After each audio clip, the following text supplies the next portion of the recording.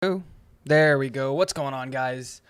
Welcome to the live stream. We're going to be going over and just kind of just talking, and that's really the thing that I wanted to do today. We're just going to talk. We're going to talk about what's going on. We're going to talk about, you know, the whole Breece injury. It sucks that this happened to this team, but we've got to now start to have the conversation about, what the future looks like for this team. It's a serious injury for Breece. Obviously, he's out for the rest of the year, and we've got to now have that conversation about what we're going to see moving forward from this team and from this franchise. What are our options? What can we do? How do, over the last 3 games, we've really won off of the back of Breece Hall. How do we go back to the Pittsburgh game where we were using not just Breece Hall as the lo and behold, the only thing that was working for this offense, because I think that's a big deal. And so we got to have that conversation. We got to go that way. We got to talk about, what does this team look like post Breece Hall? But also the other conversation that needs to be had is we've got to have a conversation about what does this team look like, next year and the year after that about, with Breece Hall. Let me shoot this tweet out about we being live.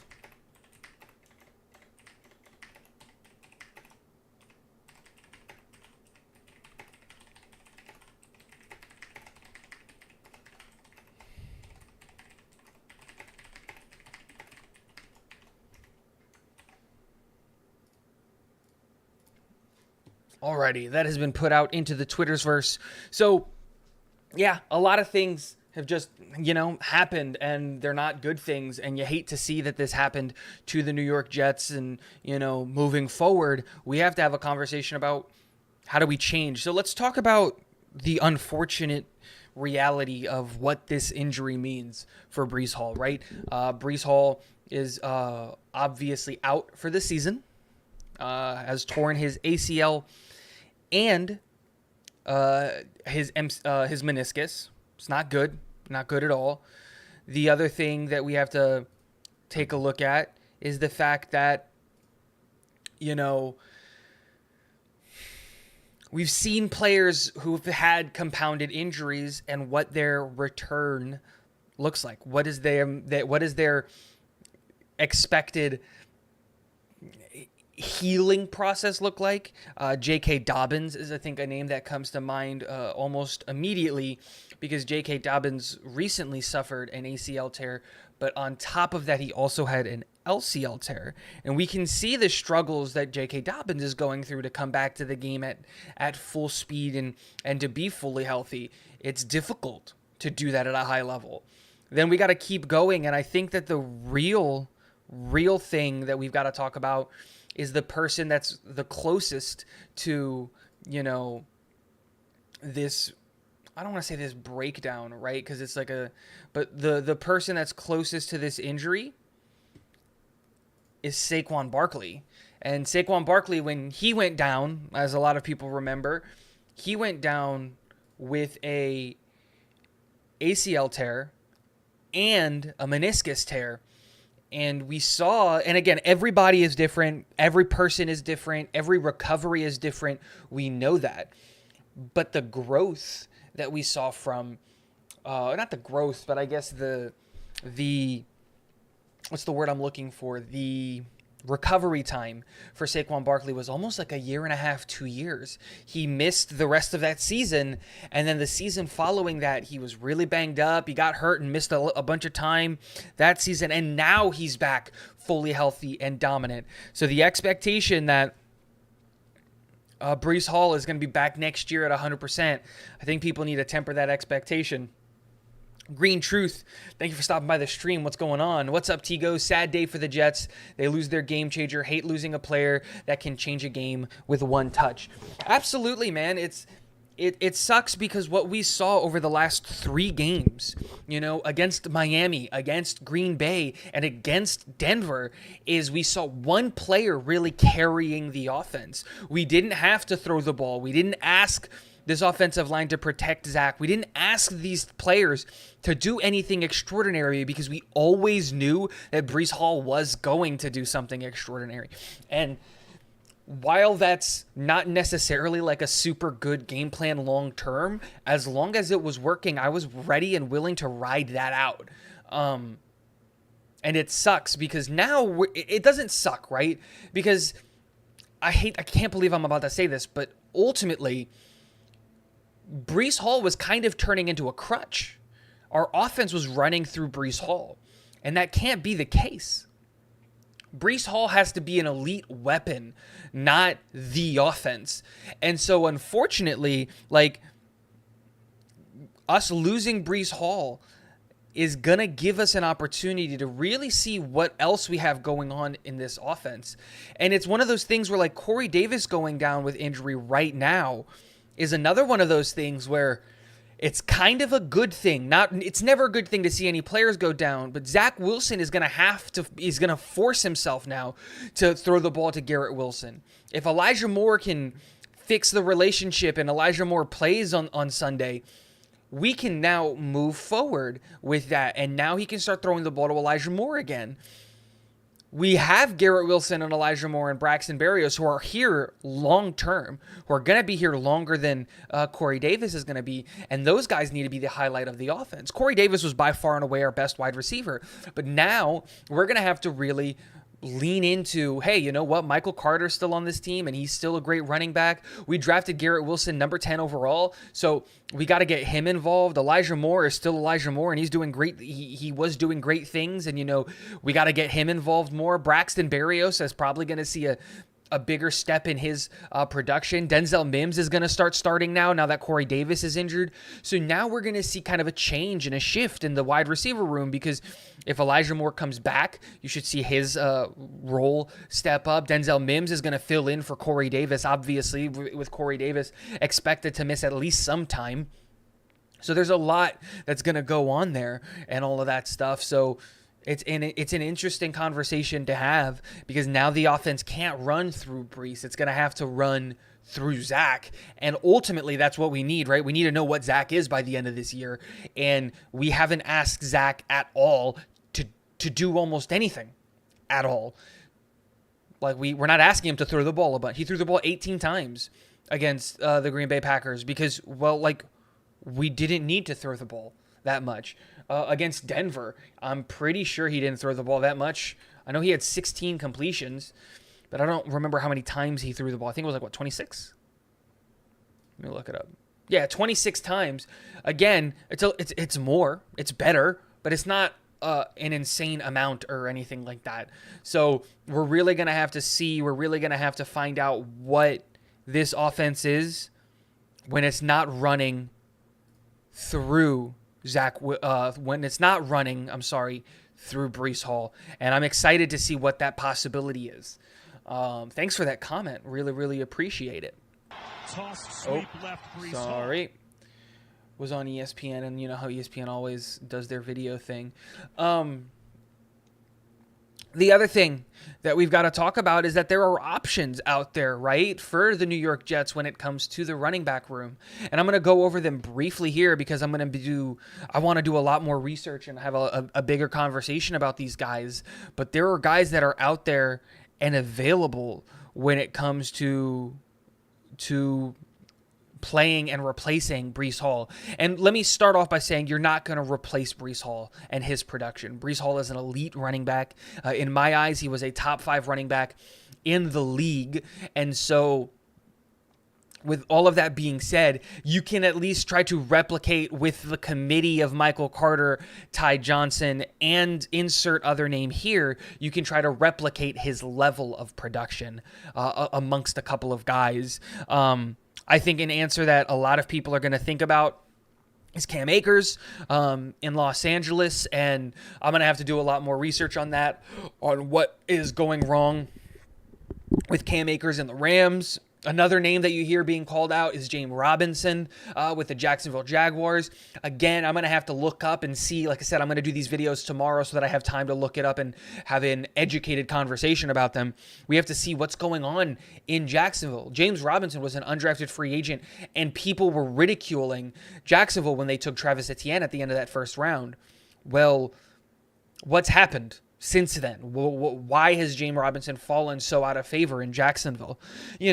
Another name that you keep hearing constantly is Kareem Hunt, and I want to do a little bit more research on the Kareem Hunt, but my early thoughts are I love the player and the production. I just don't know if the cultural fit is there, because I don't want to cut off your ear to spite your own face kind of a thing.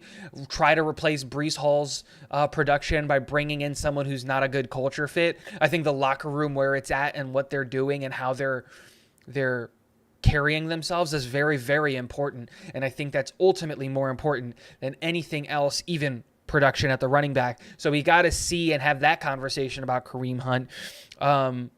The other kind of options that came up is, we do have a connection with San Francisco, and they just acquired Christian McCaffrey. So, does that put Elijah Mitchell and Jeff Wilson and those guys on the block? And again, I'm going to look up more those guys' stats for the video tomorrow. And then, there's a couple of guys. There's Dearness Johnson, Melvin Gordon. There's a couple of teams that might be willing to part ways with their running backs for not a lot of compensation. And the other thing is a lot of people might think that we have the answer in-house. Now, I don't think that the answer to running back is in-house in the sense of what I mean by that is I think we do have a great option in Michael Carter and Ty Johnson being the 1-2. But a lot of people are saying we elevate Michael Carter to running back 1 and then we elevate Bam Knight to running back 2, and I'm not there. I don't think that, at all. I think Bam Knight, while is going to be a good running back, right now he should be exclusively a special teamer and a returner. And it's not that I just think Knight needs more time to get confident and used to the NFL game. I didn't see enough of him as an NFL running back to feel confident in saying he can be running back 3 or he can be running back 2 and get a big role in this offense. Green Truth, I know you're not a fan of Knight yet, but I feel they should elevate him for Sunday and see if he has grown at all. If the Jets win and Knight is not average, then go out on 11-1 and bring in Hunt. See, I don't hate this idea at all. I don't hate the idea of letting Knight kind of ride, and see what we have in Knight. The problem that with this plan, because when I was thinking about last night and I was thinking about what the future might look like and what might happen if, Breece Hall is unfortunately down we do have one game before now and the deadline. And the problem with that period is, other teams are also in search of running backs. And there's no guarantee that that Kareem Hunt is available after Sunday. That's the problem that I have with it.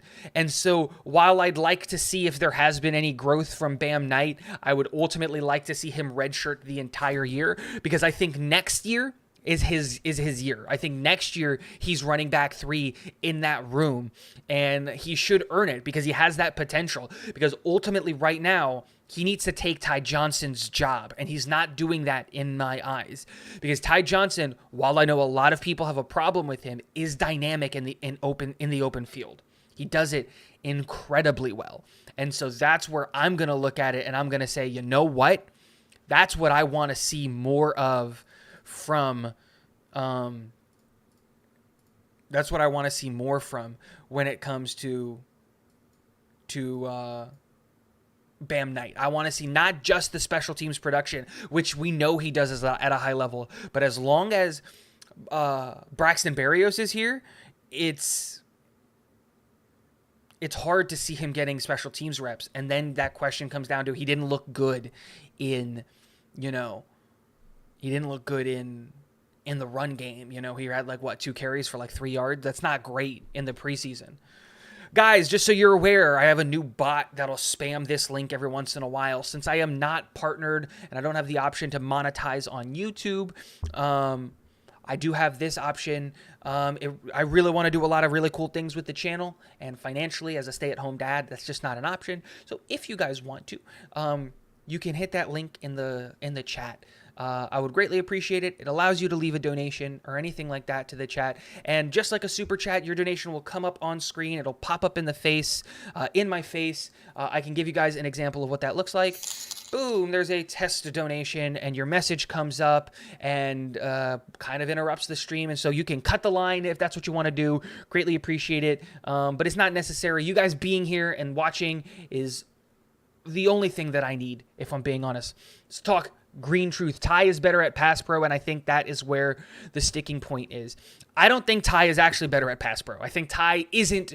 Ty is a third down back who has problems with catching the ball because he had drops, and he's not good at picking up the blitz, right?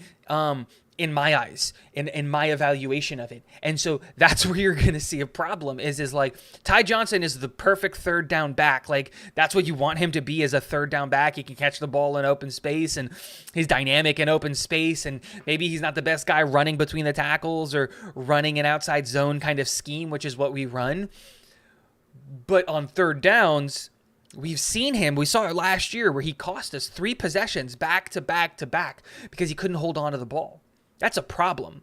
You know, we saw his inability to, you know, pick up the blitz sometimes. And with the way that this offensive line is playing, this is where like maybe Bam Knight does elevate himself is how are Bam Knight's hands at the NFL game? Is he going to drop and have the concentration drops that Ty Johnson has? Is he better at Ty Johnson than picking up the blitz? We don't know.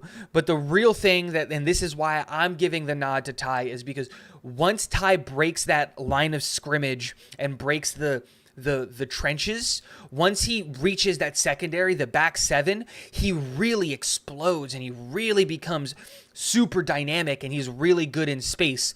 The problem is getting him into that space. And so, like I said, there are options for the running back position. Ty is obviously an option there, and elevating Bam Knight, and instead of running a 2-headed monster of Breece Hall and Michael Carter, we try to run a 3-headed beast of, you know, Michael Carter, Ty Johnson, and Bam Knight. Like, I'd be okay with that. I'm not saying that the end-all be-all is going out and getting a player, but the New York Jets are 5-2. If we go 6-5 over the next 11 games, the Jets are clearly, and they're in a playoff spot. And that's my thing is I think it's time for the New York Jets to go out and be aggressive and go and get players and like, dude, let's get to the playoffs. Like, let's just do it. I don't care that, like, okay, I was going to say I don't care what it costs. I do care what it costs. But like, I don't care if we're giving up a 5th, a 6th, or 7th round pick to bring in a guy to be in that running back room if it's going to mean that we're going to get a better running back room. I don't care if that means renting, if the personality stuff is right. I don't care if that means renting a guy like Kareem Hunt for a year to say, you know what, we're good there. You know, like, let's get that going. I'm cool with spending the assets because at a certain point, you have to stop being a hoarder, right? And you have to stop holding on to your draft picks. At some point in time, at a certain point in time, you're going to have to turn it around and not go all out like the Rams do, but at some point in time, you got to Rams it up. And you got to start trading for players. And the good thing is that the New York Jets don't have very many places where we need to go get a player. And running back isn't a need either. But, like, dude, with the trade deadline, I made the videos last week, and I stand by my statement. I'd love to add a linebacker, an interior defensive lineman, possibly a safety. Now that Breece Hall went down, I'd love to add a running back. These aren't positions of need, right? Quincy Williams, CJ Mosley, Quan Alexander, they're all legit. But you're telling me that Roquan Smith won't be an upgrade to that linebacker room? You're insane. I like LaMarcus Joyner and what Jordan Whitehead have done over the last 4 games. They've been really good. But that doesn't mean that we can't go out and add a safety that can play better, especially if we get a young guy. I stand by my statement of the New York Jets should call after Chicago loses tonight, which is sad that I'm saying that the Patriots are going to win. But after Chicago loses tonight, Chicago is going to be in the dumpster. They're going to be a selling team. They're going to be competing for the number 1 overall pick, and they should start tank bowling. That safety in Chicago, not Brissett, the other one, like. That's a guy who's coming up to the end of his contract, probably wants out. Like, that's a guy that I'm calling about. What does that trade look like? Because he's a better safety than LaMarcus Joyner is. And that's not me trying to take anything away from LaMarcus Joyner. The deadline is coming, and I just want this team to be aggressive. Not stupid, and we don't have a stupid GM. But I want us to be aggressive. I want us to get better. And I would just, like, again, dude, it's time. It's time. Let's do it. Hawk, welcome. I love Hawk. He's awesome. You nailed it on Ty Johnson. He's very dynamic in space, and he's patient running behind blockers. If he can just catch the ball, he would be a weapon in the screen game. Absolutely, man. That's a great point. If we can get him the ball on the screen, like he's like a guy yeah, no, that's a great analysis of it. Like, we shouldn't be asking him to pick up blitzes. We shouldn't be doing those things. Ty Johnson, you know what role Ty Johnson is going to fit perfectly on this team? Is on our 2 running back sets. That's going to be perfect for him. Like, we did that a lot with Michael Carter and Breece Hall. Ty Johnson fits that mold really, really well. And not the running back that sits like right next to Zach Wilson in the shotgun. I'm talking about the guy that's out on the side of the offensive line. Like, that role, that play call almost seems perfect for Ty Johnson, because those wide receivers either get the ball in motion and running, those running backs get the ball in motion and running, which is where Ty Johnson can be dynamic and in space, right?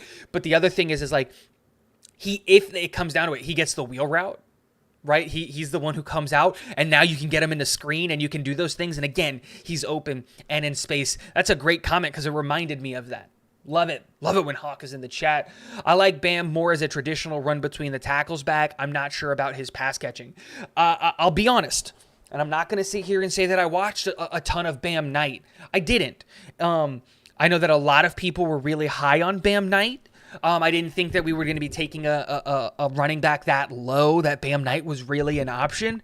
I know a lot of people that I trust and that I like their evaluations had him as a 7th round undrafted free agent guy with a high upside, right? You don't waste a draft pick on him because you don't necessarily know what he's going to be at the NFL level. And you would rather waste a pick on someone that you know a little bit more certain what they might be in the NFL level. But as an undrafted free agent, he has a lot of potential.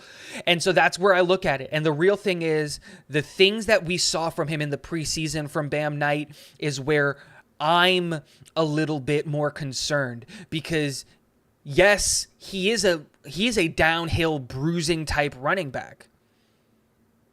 But you know who got 2 1-yard touchdowns in a really, really good fashion and who's not that? Michael Carter. Michael Carter ran between the tackles incredibly effectively. So it's one of those things where, like, with Bam, I said this and I'll keep saying it. I love Bam Knight, man, but I think he's going to be a good running back next year. I'd like for him to redshirt this year, and that's why I'd like to go find something else. But if we elevate Bam Knight, I'm not mad at it. Like, I'm not going to be upset about it.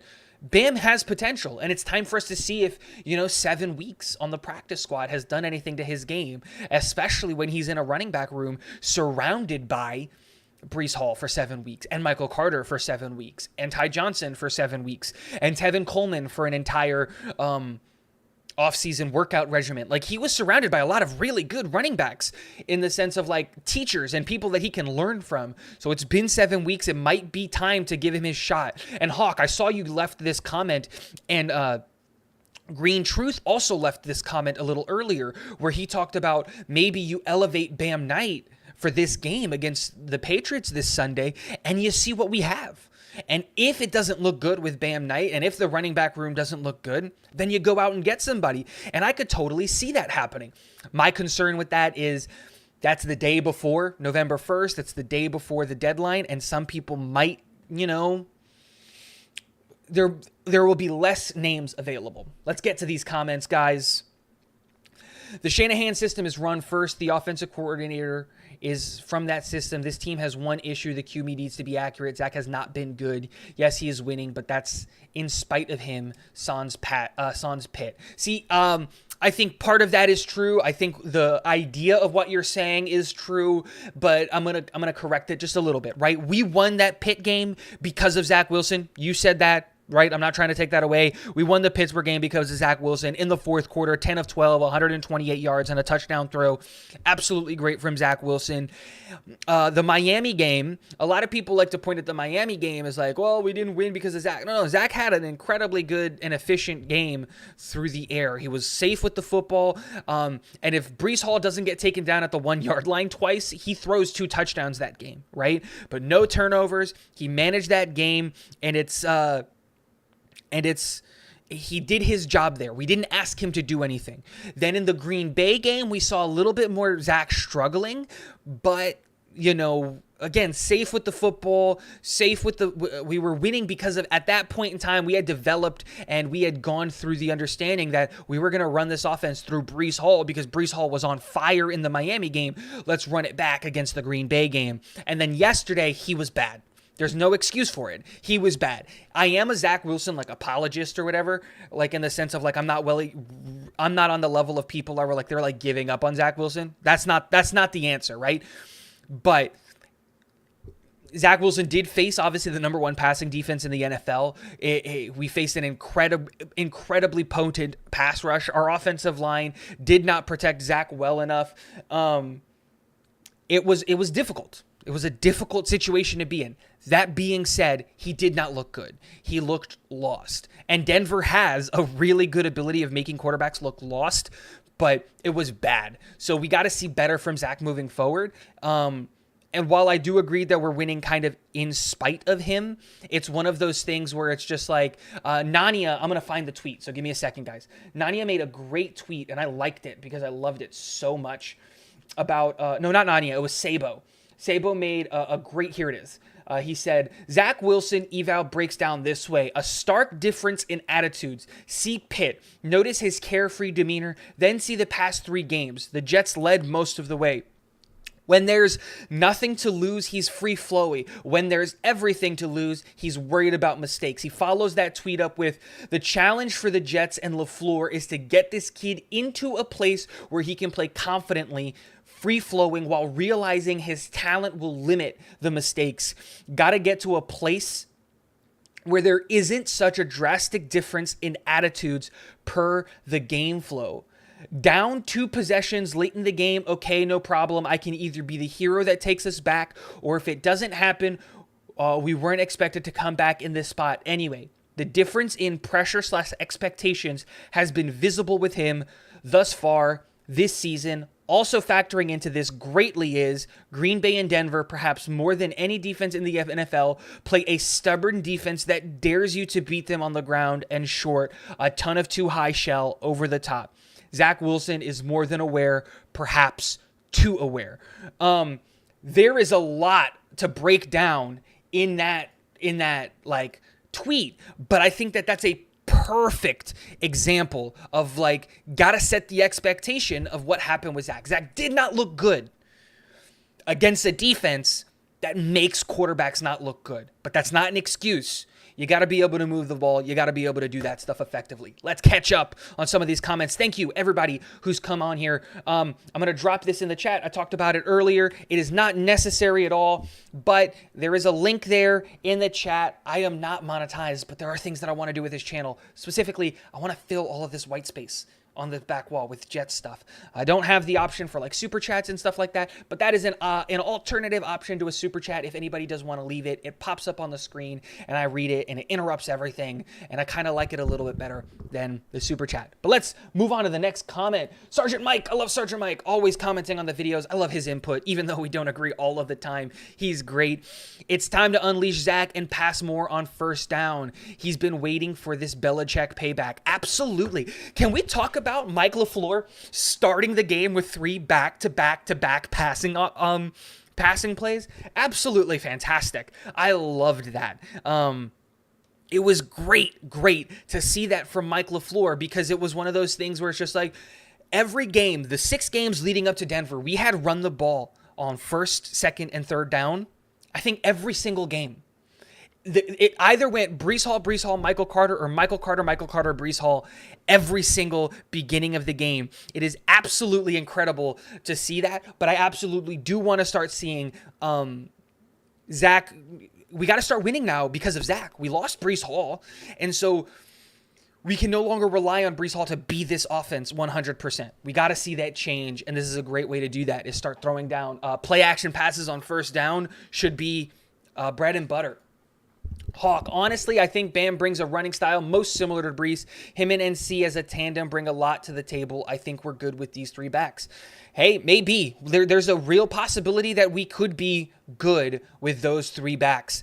And I'm a little bit more cautious about that, like cautiously like maybe, but I'd love to be proven wrong like I was wrong about Quan Alexander, right? Like I'd love to have that.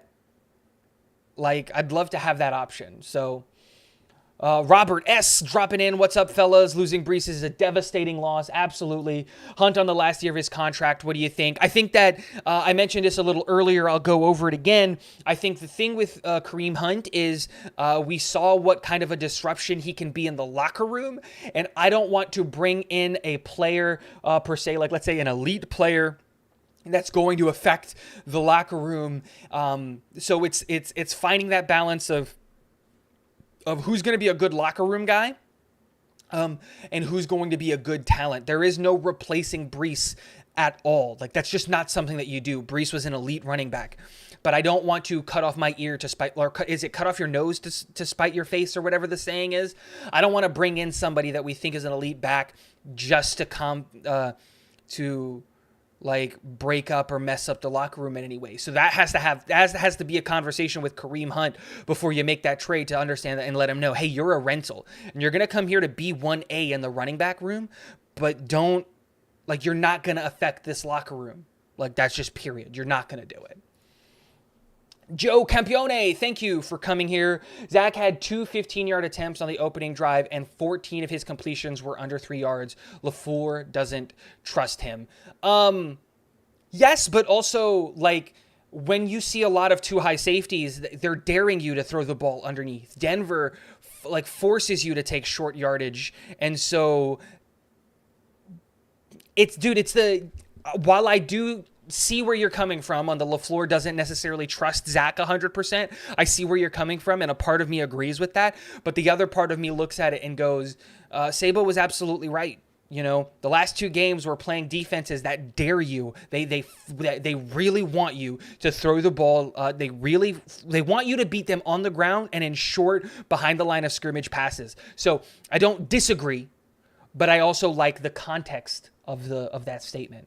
Hawk, 100% Tigo. It doesn't give us a lot of time before the trade deadline, but I feel like maybe they can get Bam in practice this week and evaluate him with the ones maybe. If it don't look good, then trade. Absolutely. I'm not saying we got to go get a trade now. I'm not even saying that we need something done by Sunday, like we need a running back to start by Sunday. In an ideal world, you would trade for somebody and elevate Bam Knight. You would do both. Like you would do an emergency call up for Bam Knight, and if that's a thing, that's a hockey term. I don't know if that's a thing in the NFL. But you would elevate Bam Knight for one game, and you get the best of both worlds, right? And then you run into the fact of, like, maybe you have a 4-headed monster in the running back room. Like, that's a real thing that we can look at, and that might happen. So I'm not saying we don't give Bam a look in practice. We need to give Bam a look in practice and running with the ones. It's just I don't want to wait until after the Patriots game to make a move at running back. We need to know sooner rather than later if we need a running back. Sergeant Mike, I think yesterday Zach was a little bit rattled by the immediate pass rushers. He was throwing bullets to get rid of the ball ASAP before he got added to the injury list. They need some protection early. Yeah, I think it's a combination of both. The protection was absolutely a block of Swiss cheese, but also Zach didn't help. Zach has been and suffers from holding onto the ball too long. He wants to take the deep shot a little bit too often. This offensive line doesn't give him the opportunity to take that deep shot and to be effective deep. And so it's one of those things where we got to be smart with it. I think that's the key situation. I am getting hot in this sweater, so I'm going to take it off, guys. Twisted in the house. What's going on, Twisted? Thank you for stopping by. Hawk. Oh, real quick. No, okay. Hawk, I would always rather Zach play safe and throw the ball away than try to play hero ball and lose us a game we should have won. Just protect the ball and we will find a way to win. I think that there's two things with that, right? We saw the combination of what both of those things can look like against Denver. We saw Zach Wilson, try to play hero ball and to continue and keep plays alive, but also not turn over the ball. A play that a lot of people ridiculed, but I looked at that play and I came out with a different analysis was that, remember when he Bradley Chubb immediately just destroys Dwayne Brown and is right in his face, and Zach Wilson rolls out to the right, and then he throws back across his body to Tyler Conklin, crossing back across the field. That pass to me was a perfect example of why you go out and get Zach Wilson. If Zach puts a little bit more mustard on it, that breaks off for 40 yards. Go watch that. There was not a defender in sight. The safety was coming back across the field towards Zach.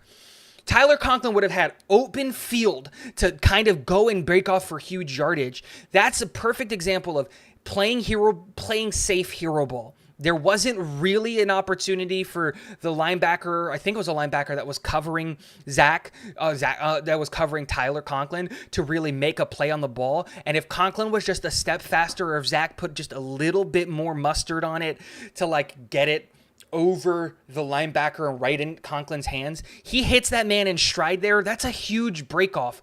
So again, it's a combination of both worlds, but I think you're right. I would much rather Zach play safe than play risky hero ball. I'd rather him just throw the ball away constantly than to Carson Wentz.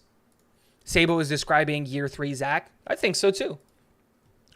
Zach had numerous opportunities. He took the check down constantly. Absolutely.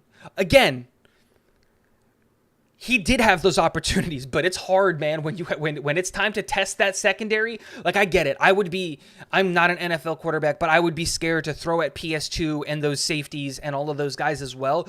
But you got to get to a point, and I think this is where, I think a lot of people in Jets Nation are at is well, you can't stay scared of those guys forever. And I get that assessment, but he did just finish his 17th game. Right? So let's give it a little bit more time. But I get what you're saying. There was a lot of opportunities because Garrett Wilson is getting open. A lot of these wide receivers are getting open deep. Zach isn't being able to look deep because he's so focused on the fact that he's getting pressured immediately. And then he just takes the safe option and checks it down. And then we get a 3-yard gain versus the 17, 20-ish yard gain that we would like to see from him. Twisted at Joe, I didn't see it that way. To me, the plays were taking way too long to develop, and Zach was dumping the ball. If you decide to throw against a defense like that, you better have the plays. That's not a bad assessment. Barney, we all have what we want to. We all have what we want to do. What do you think the Jets will do to make up for Breece? I think ultimately, in the end, I don't think if I had to guess, right? I don't think we do anything. I think we run it with this team. I think we run it with this playbook. I think we just run the guys that we have now, and we go out and find practice squad guys to fill in. You know what I mean? There are people out there, and there are places that we can go, and I think ultimately they elevate Bam Knight, and we see Michael Carter, Ty Johnson, Bam Knight for the rest of the year as our running backs. If I had to guess, but I'd like for us to go get somebody. It's a great question. Yeah, Elijah Moore showed us that people have to be Salah character people moving forward. They took a chance with the end zone poser. It was a mistake. Yeah, man. Oh, end zone pisser. That's what it was. Not poser. Sorry. Not a fan of Kareem Hunt. By envy here, not a fan of Kareem Hunt, but ideal trade scenario for me would be Robinson since he has not been used in Jacksonville. That's a great option there. Again, I have my notes here because I'm going to do a video on these guys tomorrow, and I want to do a little bit more research because I want to look into more about what's going on. I want to see more about what's going on in Jacksonville. I think that matters. I think that matters heavily, and so we got to see what that scenario is. And I don't know, because I haven't been watching or paying attention to Jacksonville super heavy to know what's happening with Robinson, because Robinson was an excellent undrafted free agent, right? So what's happened there? And I want to learn more before, like I said, Joe Douglas and his staff already know a lot of these things, right? Because they pay attention. But I focus on the Jets, and so it's hard for me to be able to say, like, with like Cam Akers and James Robinson and Kareem Hunt and Melvin Gordon and Elijah Mitchell and Jeff Wilson and Dearness Johnson and all these different names that a lot of people are throwing out there. I don't like what's going wrong with their current teams. Right? Like, that's a big thing. And I don't want to bring, like I said, I don't want to cut off our nose in spite of our face I don't want to bring somebody who's going to affect the locker room in a negative way. We've already seen that this locker room is stronger than that, but I don't want to test it, right? Comedian, oh my God, he's one of my favorite comedians. And Brian Callen made a funny joke about the fact that, what's happening is, like, he was like, we can't get a hot nanny for their kids. And he's just like, what, do you think that you would cheat on me? And he's like, no, but even the strongest levee will break after being continuously hit by waves. Right. And I thought that was a very, very funny joke, but it's the same thing.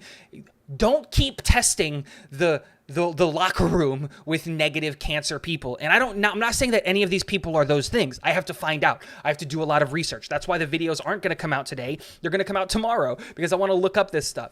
But on first analysis, the two guys that I would like to go get would be, I think, Kareem Hunt and James Robinson. Those would be the guys that I think would be the best for this team.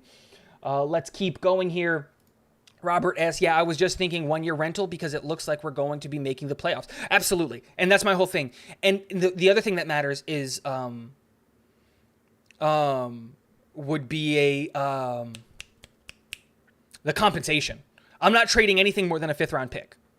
5th is my highest that I'm going for any of these guys, right? Like, these teams don't have very much leverage. I'm not giving you anything higher than a 5th round pick for any of these guys, especially if they're only going to be here for 1 year. That's just how I look at it. Mike LaFleur's playbook is 1,000 pages long. No new player is starting Sunday. Yeah. I was saying that, like I said, there's no starting anybody Sunday. Yeah. The main problem Zach has is the running backwards in the face of blitzes. I actually think Mike LaFleur has to call some bootlegs.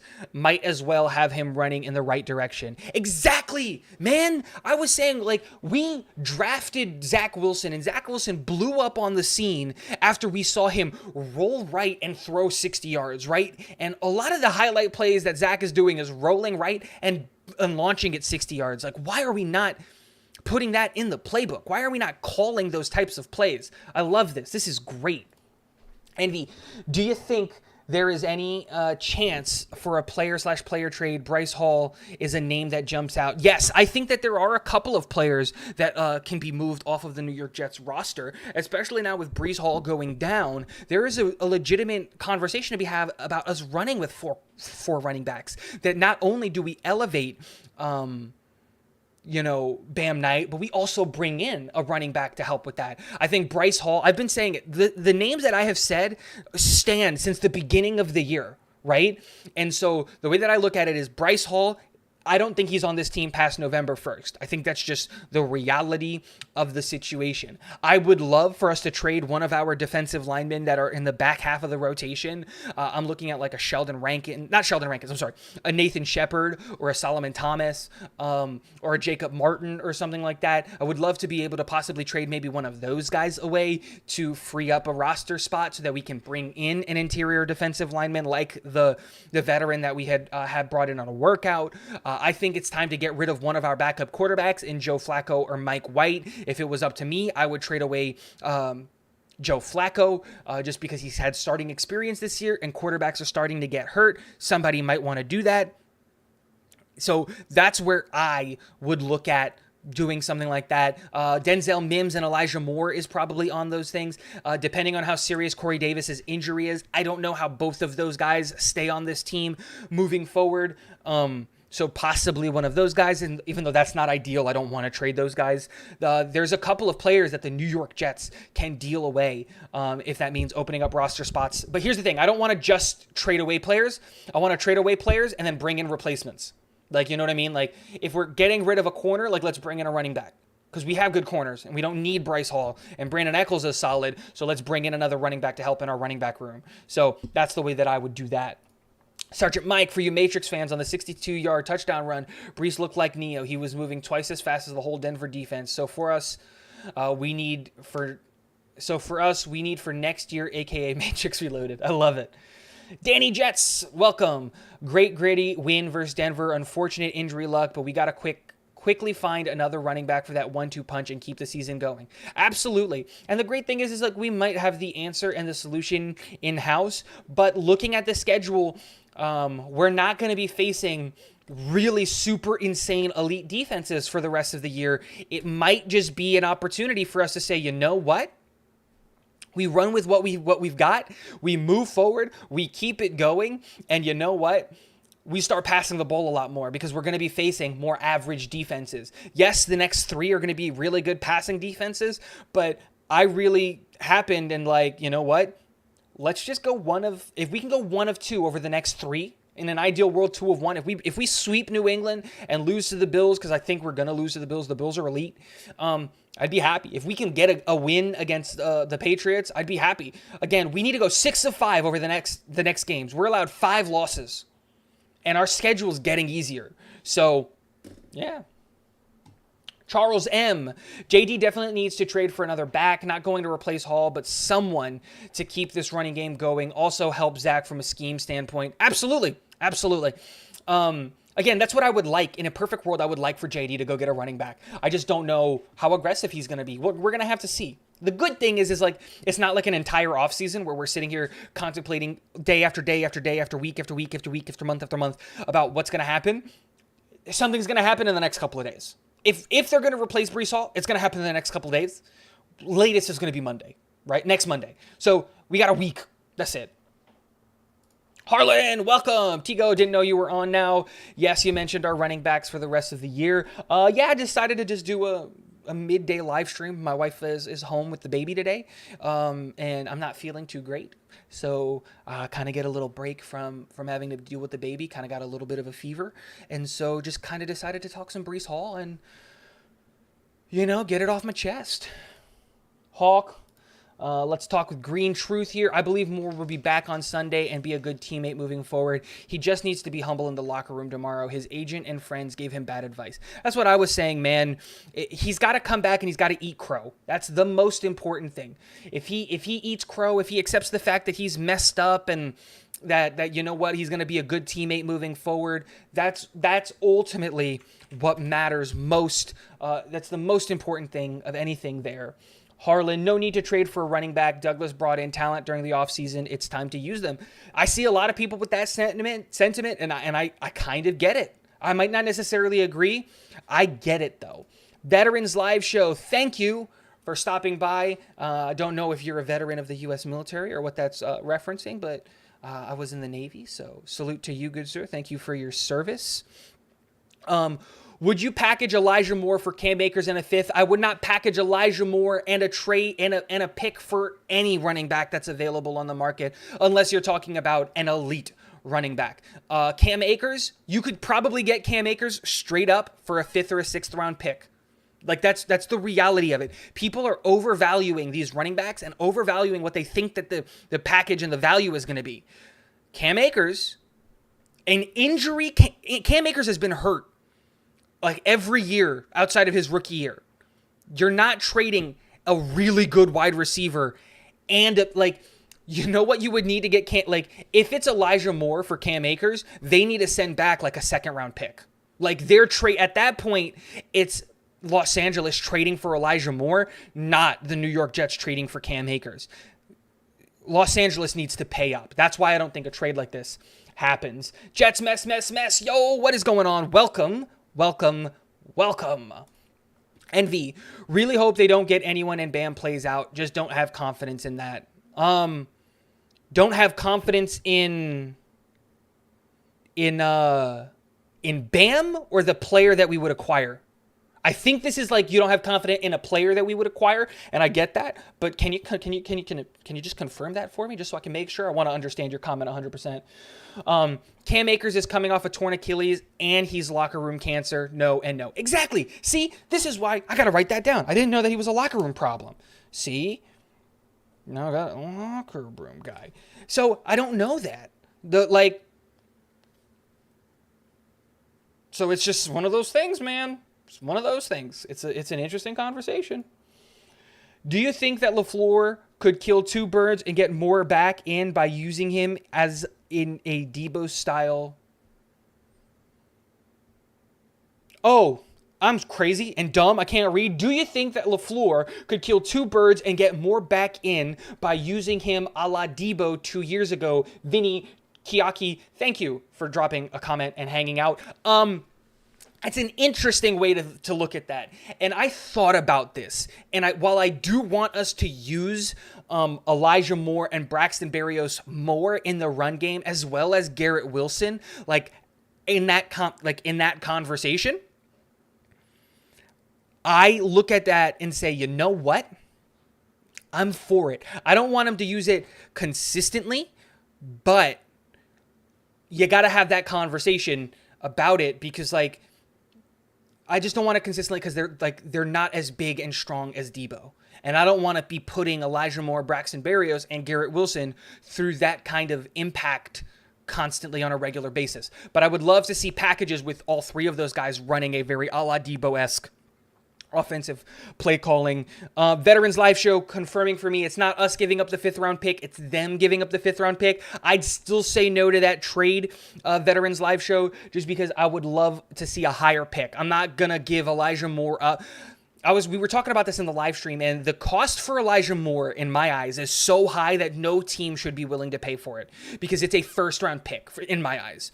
You're either giving us a 2nd plus a 5th or a 1st plus a 1st, and that's it for Elijah Moore. I think he's that good, and I think that they can fix the relationship there. Also, Elijah Moore has no leverage. So in my eyes, that's what I would do for that situation there.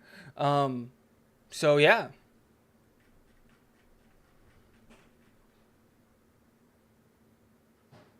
Wow.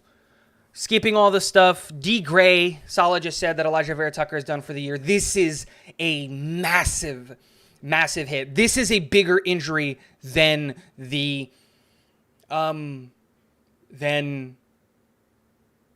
wow. Damn, this sucks, man. Now we got to talk about Elijah Vera Tucker. This is a bigger injury in my eyes than the Breece Hall. I think we could compensate for the fact that Breece Hall is not performing well. What's up? Yeah. No, you're good, babe. That's crazy. That sucks. That sucks so much. Probably. Give me 1 second, guys.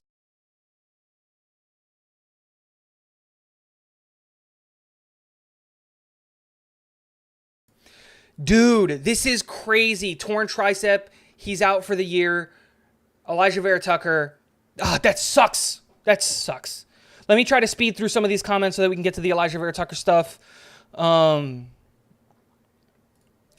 also a lack of design runs plays for Zach. I don't know if that was keeping him from injury, but Buffalo does it. Kansas City does it. Kansas City, all the good things that have mobile quarterbacks. Yeah, you're right. We should use Zach Wilson more in the run. That's a thing that I would like to see. Thoughts on JD's link with the Eagles and possibly trading for Gainwell or Boston Scott? I'd have to look more at those guys. But isn't Gainwell relatively young in his career? Don't see. I don't know if they would trade Gainwell away, but I'd be interested in Gainwell. Sergeant Mike, with QB rollouts, you don't necessarily need great pass blocking. You just need to legally cut down the pass rushers and let Zach have a few yards of clearance. That's absolutely true. We beat the Patriots. I'll be doing a jig. Love it. Thank you, Harlan. Does suck having a fever a little bit. Whatever. I hate the Patriots so much I might think of selling my soul for it. Hey, don't do that, right? Wait to sell the soul for the Super Bowl. All right, let's do that. I don't know about trading anyone because we need depth for instances for what happened yesterday.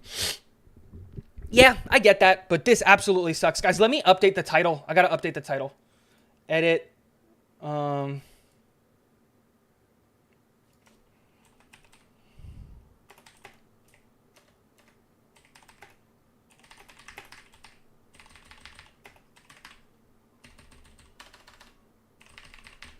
that's absolutely crazy. I hate this. It's good that it happened while I was live. All the people who are going to be rushing to YouTube are going to come here, but I don't want to have this emotion, especially when I'm sick.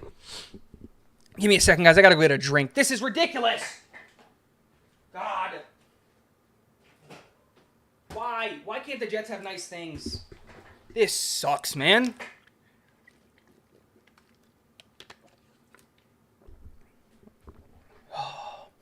Guys, I'm going to mention it again before I go on to the comments. The bot will spam it every once in a while. Unfortunately, I don't have the total number of watch hours as some of the other guys, so I don't have the option for a super chat available. I am trying to do some really cool, new, exciting things for the channel moving forward. So if you guys want to leave a donation for the channel, I would greatly appreciate it. It is not required. You guys being here, leaving a like, leaving the comments, and all of that stuff is awesome, and I greatly appreciate that. But if you do want to leave something, it pops up on the screen. I would greatly appreciate it. Let's talk about it. Hey, Yo25, welcome to the channel. I haven't seen you here before. It's not true. The schedule will get tougher. Bills 2 times, Bat 2 times, Seahawks, Vikings, only Bears, Jags, and Lions. We have a higher 50% chance of winning.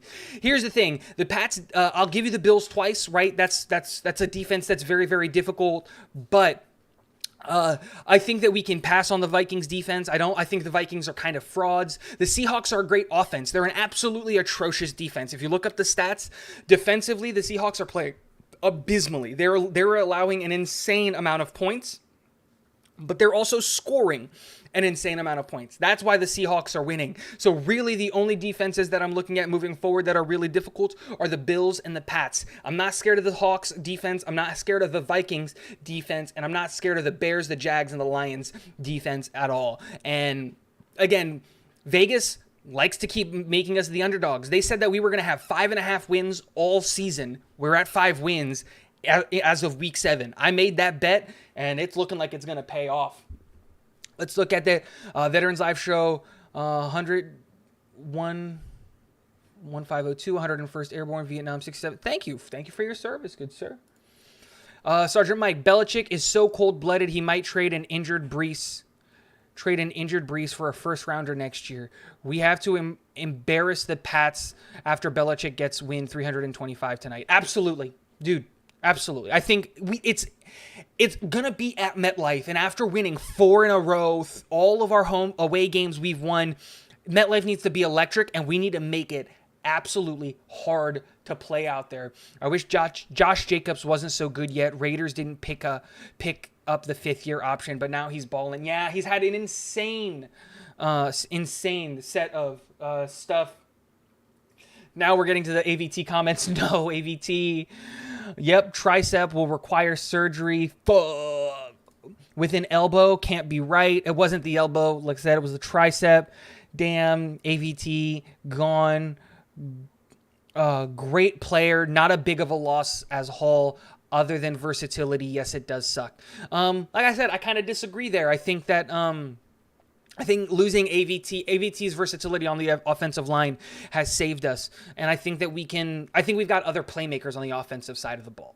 I think we were running the offense through Breece Hall very, very, very, like almost a little bit too much, which sucked. But now we got to see what's going to happen moving forward. This sucks, guys. Sorry to break the bad news, guys. No, D Gray, any news is I'd rather know than not know. This is a bad day in Jetland. AVT and Breece out, no playoffs. I think that's a bit premature. Remember, Fant can come back this week, so we might be able to replace the right tackle almost immediately. And I think Max Mitchell can come back the week after that. And Nate Herbig has been good at guard. So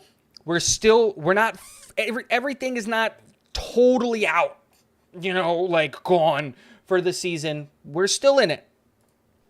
Fant will go back to right tackle next week. That's the hope, right? He can get elevated and he can come back this week. Harlan, we have 2 linemen about to return. Losing Tucker is bad, but we have other players to fill him. Oh, Elijah Vera Tucker. I was like, what the crap? I've never seen it just as that way. The QB does not look good. The dream might be over.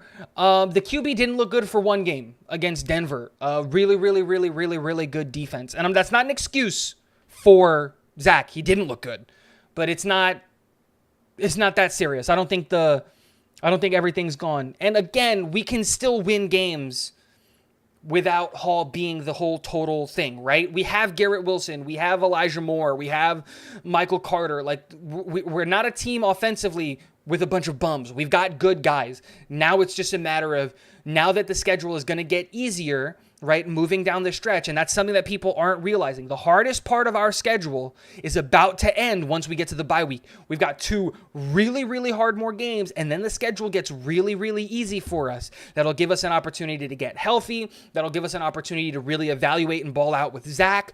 It's not over yet. We're good. Not good, but hey, we still got it.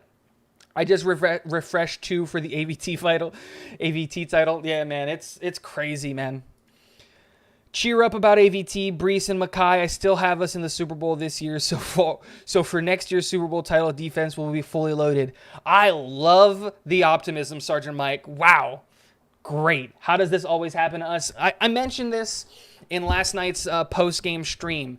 Injuries happen to every football team, and the real thing, not yesterday's live stream, it's today's video. I think the video it's about to drop. No, just dropped an hour and a half ago. So if you haven't, after this live stream, go watch those videos. But I talked about it in that game. Injuries happen, and it sucks that it seems like it's constantly happening to the Jets. And the thing that sucks even more is that we don't even have anything to blame. Other if Breece Hall's leg exploded like it did at MetLife, everybody would be like, it's the grass. Oh my God, right? And I'd be one of those people. But it happened in Denver. It just sucks. Why are you looking down the line to those games? If they lose these 3 divisional games, the season is over? No, it isn't. We need to go 6-5 over the next 11 games, and we're in the playoffs. I think we beat the Pats this Sunday. I don't think the Pats are that scary. I already had us when I did my prediction for the New York Jets beating or losing to the Bills twice. It's not doom and gloom. I think we can beat the Seahawks, the Jags, the Lions, the Vikings. We don't have a super scary schedule. I don't think it's doom and gloom, even if we go 0-3 over the next 3 games. It's not that serious. The AFC is not looking good this year, and I think that we can win a lot of games, even if Bryce isn't there. So it's not all doom and gloom yet. So the Jets shouldn't be scared of any team. Exactly. Tin Star, welcome. Love Tin Star, always commenting on my videos. Running the ball is going to be a challenge with AVT out. We need Fant and Mitchell to come back. Yeah, no, we need them to come back soon. And you got to hope that Fant is going to be able to play. VR Hard, I'll go Breece and now AVT makes me think of letters like WTF and FML. Absolutely. He saved us. We have 2 right tackles coming back. Absolutely. And a lot of people don't know this about Max Mitchell because they're not Max Mitchell truthers like I am. Max Mitchell can also play guard. So if worst case scenario, Herbig doesn't look good, we have offensive linemen that we can play. Ogbehi actually looked relatively good in his limited snaps against a pretty good defense. We do have Remmers as well. We've got guys on the offensive line that can play, not named Connor McDermott. So it's not all doom and gloom, but it does suck because I think Elijah Vera Tucker was having a huge year. A huge year. Twisted. AVT is a huge loss. Look at the stats when he is in there. Not only does he play well, but the player next to him increases his output. Absolutely true. Green Truth. Herbig is solid, and the rest of the line is still there. Now, if Brown goes down, then we're screwed. Right? Because I don't want George Fant at left tackle. I don't think Max Mitchell can play left tackle, and I'm a huge Max Mitchell truther. I just said that. If Brown goes down and we haven't with Elijah Vera Tucker going down, I think there's a pivot now where offensive linemen might be what we go and trade for. Just true, honestly.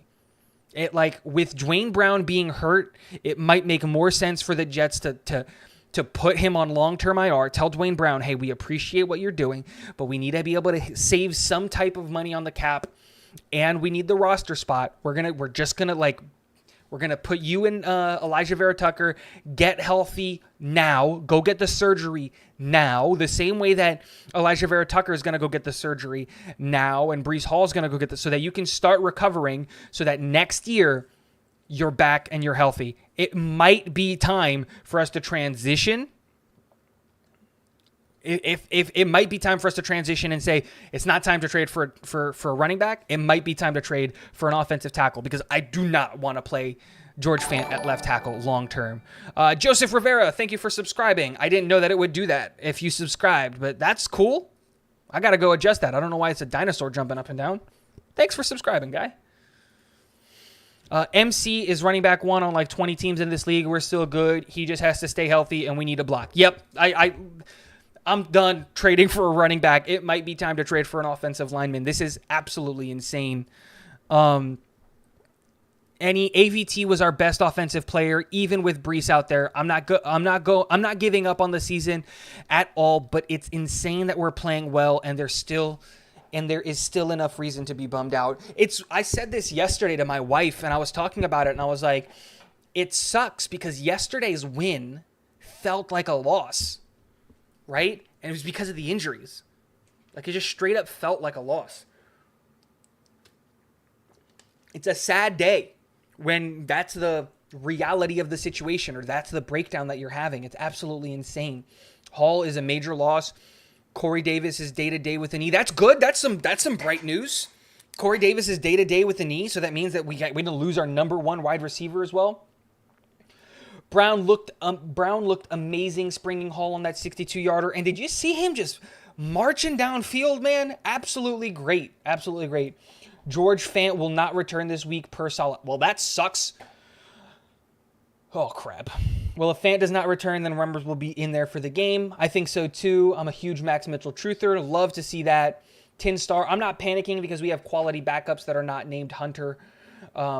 Remmers can fill in for AVT until Mitchell returns. We still have decent running back core. Absolutely.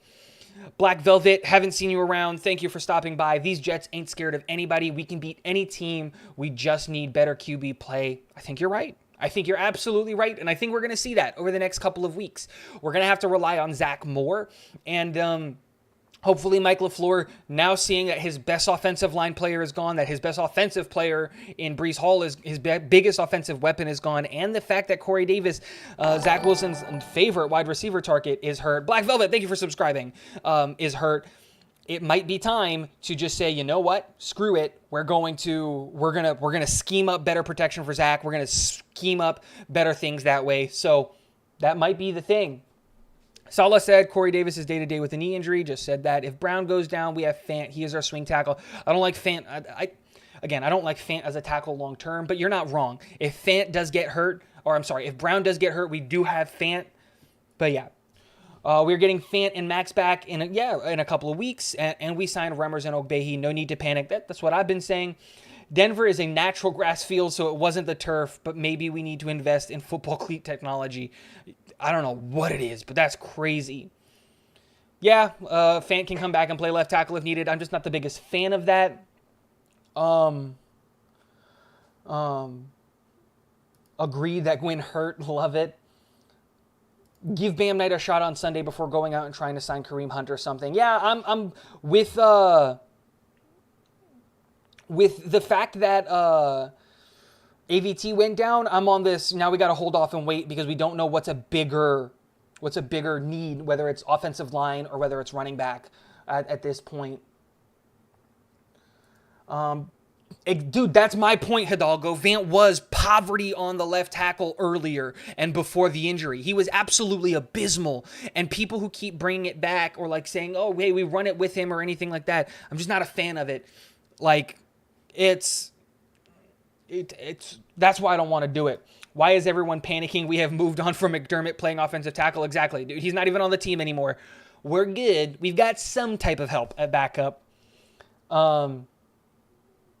Well, that's because Barney Mitchell's not ready to come back. I think his first game back, technically, when he can come back, is against the Bills. I think that's the first time he can come back. That's why we didn't talk about Max. I need to go watch that. No need to sign another player from Harlan. Douglas signed some good players this past offseason. Absolutely. Salah said Bam will get a chance to step up, as he should. He's earned it. He's been on the practice squad working. If we moved AVT around because he was the best person at that time for that position, maybe we get Solomon Thomas or Michael Clemens to play some offensive line. I'm good with keeping the guys that we've got to play offensive line, you know? Am I right that Ogbehi played instead of Remmers when AVT came out? Expected Remmers to be the choice out of those two. Ogbehi is the more natural right tackle, where Remmers, I believe, has only played left tackle. So I think Remmers was brought in to be Dwayne Brown insurance, not Elijah Vera Tucker at right tackle insurance. That's what I think Ogbehi is. Now, with a week of practice, I would expect Remmers to start at right tackle against the Patriots, but we're going to have to see. We're really going to have to see. VR Hidalgo, I love the bouncing dino. So should I just keep the bouncing dino? It's fun. It's cool. VR Hidalgo, AVT though, yeah, no, that sucks, man. It sucks hard. Black Velvet is 1% correct. The QB is key. This might be a blessing in disguise because it will force Wilson to grow up. I'm never going to say that losing players is a blessing, but I see the sentiment and I agree with what you're saying. It sucks that these players hurt, but now it's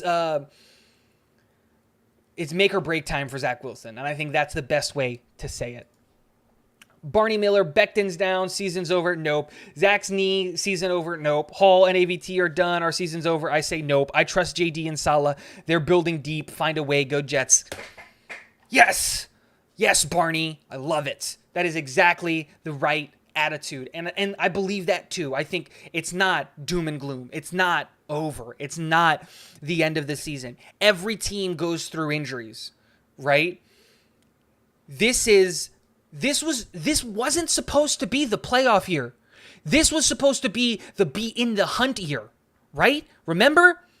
Everybody was saying, hey, we don't need to be in the playoffs. Hey, we don't need to be excellent. Hey, I just want to be competitive. 8 wins would be a good season. We're on track. We're on track to be more than 8 wins. We're on track to be an 11 or 12 win team. Now, again, I'm not predicting 11 or 12 wins. I still stand by my statement of 10 wins. But that being said, we got a lot of options there. Guys, want to see the cutest thing on the planet? I'm going to clear this here. Oh my goodness. It's the newest New York Jet fan wearing his like father like son bib. This is future first overall pick. Right here. My life. My everything. My stay-at-home papa. This is why I stay at home. Is to take care of this little precious little monster. Giving him all the kisses. There he is. There's his little feetsies. Let's give him back to his mama because his room is hot. Love that guy. Guys, gonna be ending the stream soon. Let's get our last comments in before we do it. We got like maybe 5 more minutes before I gotta go take care of that little one and all of that stuff. Let's look at all of the stuff. Yes, keep the bouncing dino. Love that. But I want to get to the baby stuff. All the people agreeing with Barney. Absolutely great. Hope you're right, Barney. We've been too good to stop now. Absolutely. Let's keep it going. Hate losing AVT, but wasn't a fan of him at tackle. Again, I wanted Elijah Vera Tucker to move back to right guard the moment Max Mitchell came back. That was my opinion there. We drafted Zach Wilson number 2 for a reason. Time for him to step up and be that guy. Absolutely. Now it's time for baby stuff. Boom. Heart, baby Tigo, purple hearts, such a cutie. OMG, God bless him. Cute little tyke. Awesome. Gotta love the new Jets fans. Absolutely. Tigo bangs confirmed. Love it. Thank you, Hawk. And that mustache is glorious. Guys, I'm going to say it just to say it. If you guys haven't hit the subscribe button on the channel, go ahead and do that now. Would greatly, greatly appreciate it. If you haven't hit the like on this video, help us get this video out there. All of you guys being here and watching, we have 120 views on this channel. We got 2 new subscribers to the channel. Absolutely fantastic.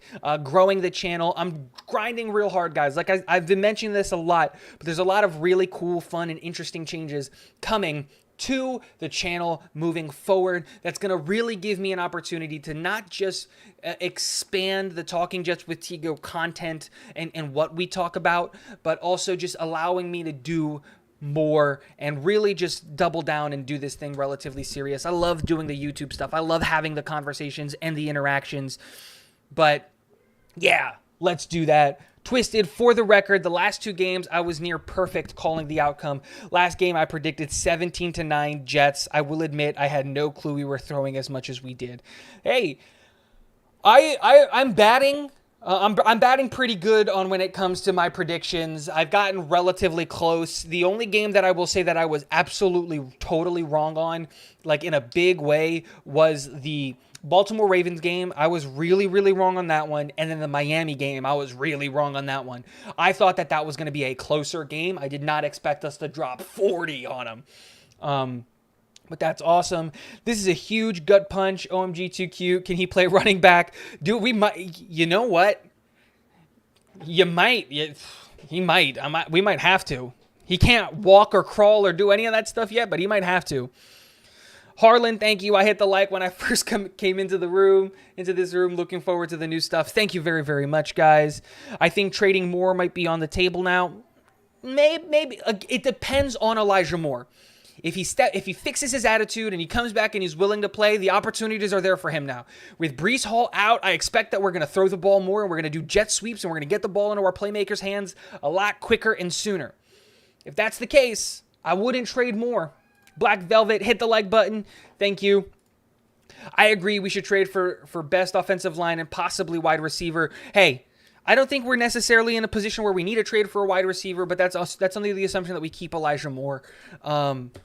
But we'll see there. We're going to miss the heck out of Hall, but instead of 62-yard run, I got no problem with 2 31-yarders. Absolutely, man. And to be fair, it doesn't have to be 2 31-yard runs. Like, instead of a 1 62-yard run, I'd be cool with 4 10-yard runs. Like, I'd be cool with that. Remember, our season really started when Zach came back, so this is an undefeated team in my book. Absolutely, we're 4-0. That's the way that I look at it. Games with backups don't count. They don't count. Just don't count. Maybe Fant comes back more healthy. Maybe if Fant can come back and play at a high enough level, that might be a thing that we have to look at. But alrighty, guys, thank you for everybody who stopped by. I really, really appreciate it. Thank you, Tin Star, right on Tigo. I really appreciate everyone who came by, stopped by, and hung out with me.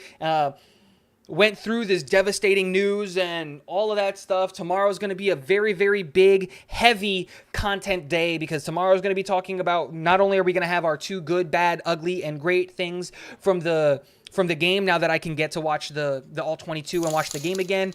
Barney Barn, thank you so much. Great live chat. Help keep my hopes up. Go Jets. Thank you, man. I really, really, really appreciate that. That's awesome. Didn't need to do that. Greatly appreciate it. But a lot of video, we're probably going to see like 5 videos from me tomorrow. We're probably going to see 2 Breece Hall videos, 2 Elijah Vera Tucker videos, as well as the fact that we're going to do our 2 great, good, bad, and ugly things. A lot of stuff. I'm going to have a busy night and a busy day tomorrow when it comes to the content. If you want to be a part of that content, hit the subscribe button. Greatly, greatly appreciate it. If you want to see the dancing dino one more time, go and hit that sub button if you haven't already.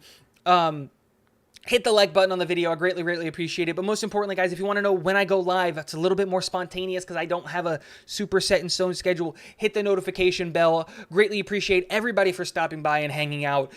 And we always end the videos with this. It doesn't matter that we're hurt. It doesn't matter that we're all down in the dumps. Guys, as always, go Jets.